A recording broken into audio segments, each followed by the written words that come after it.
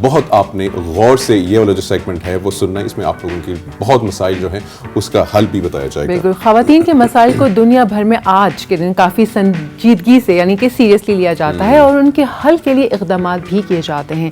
آج دنیا بھر میں اوویرین کینسر کا عالمی دن منایا جا رہا ہے اور اس دن کو منانے کا مقصد خواتین کے مسائل کو حل کرنا ہے. اب یہ مسئلہ پاکستان میں کتنی سنجیدگی کے ساتھ حل ہو رہا ہے اور کیا پاکستان میں خواتین کو اس حوالے سے آگاہی ہے یا نہیں، اس حوالے سے بات کرنے کے لیے ہمارے ساتھ موجود ہیں ڈاکٹر شازیہ فخر صاحبہ جو کہ شفا انٹرنیشنل میں اس وقت اپنی خدمات سر انجام دے رہی ہیں. السلام علیکم ڈاکٹر صاحبہ، کیسی ہیں آپ؟ Welcome to the show. Thank you very much for inviting.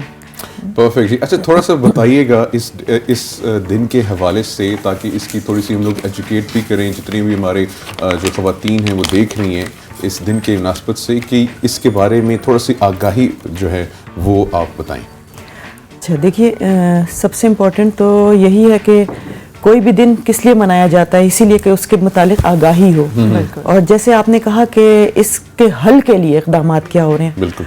تو مسئلہ تو حل جب ہوگا جب اس مسئلے کی آئیڈینٹیفیکیشن ہوگی اور لوگوں کو اویئرنیس ہوگی اور پتہ چلے گا اور وہ ہیلپ کے لیے کسی ہاسپٹل یا کسی بھی کلینک کہیں جائیں گے اور ابتدا اس طرح ہوگی.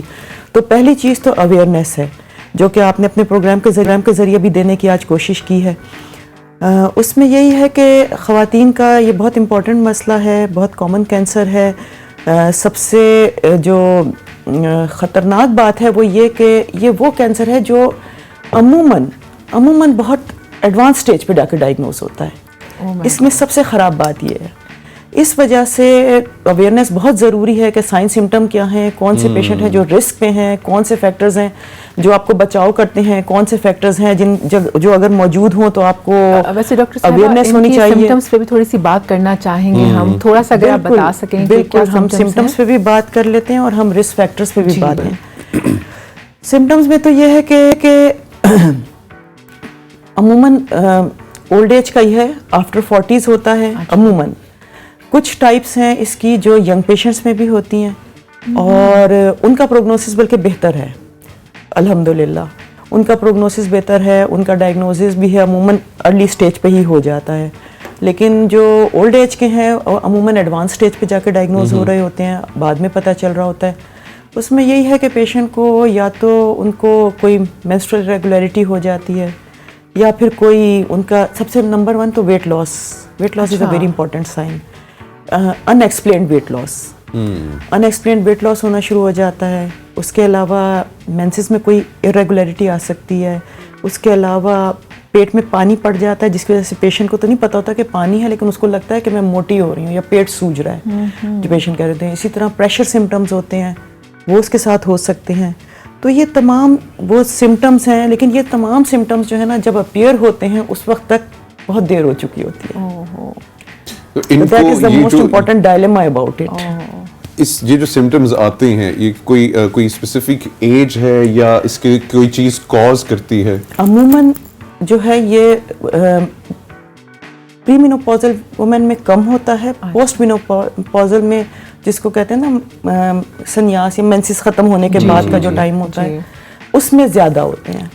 اس میں رسک زیادہ ہے. عموماً 50 to 70 ایئرس جو ایج ہے اس میں ہائی رسک ہے اور اس میں جو ہے انسیڈنس بہت زیادہ ہوتا ہے اس کا. پاکستان میں کتنا کامن ہے؟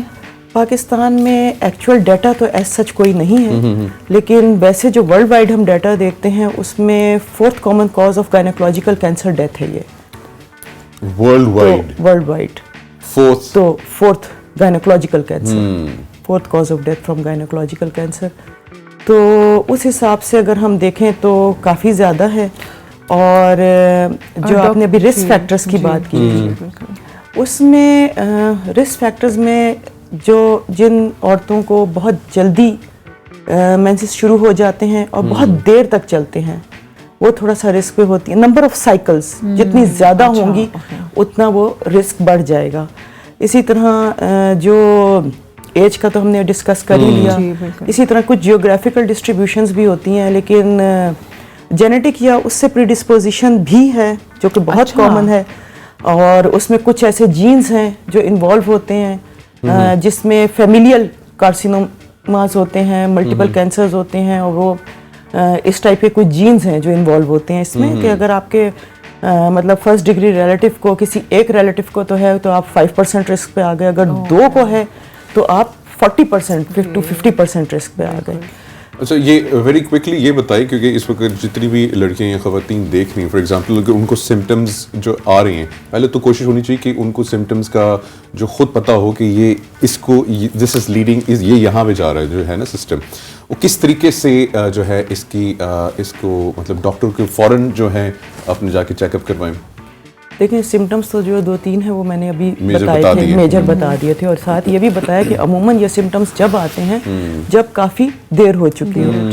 تو جو رسک فیکٹرز ہیں ہمیں اس پہ کام کرنا پڑے گا, ہمیں اس کو دیکھنا پڑے گا کہ کس میں وہ رسک فیکٹرز موجود ہیں.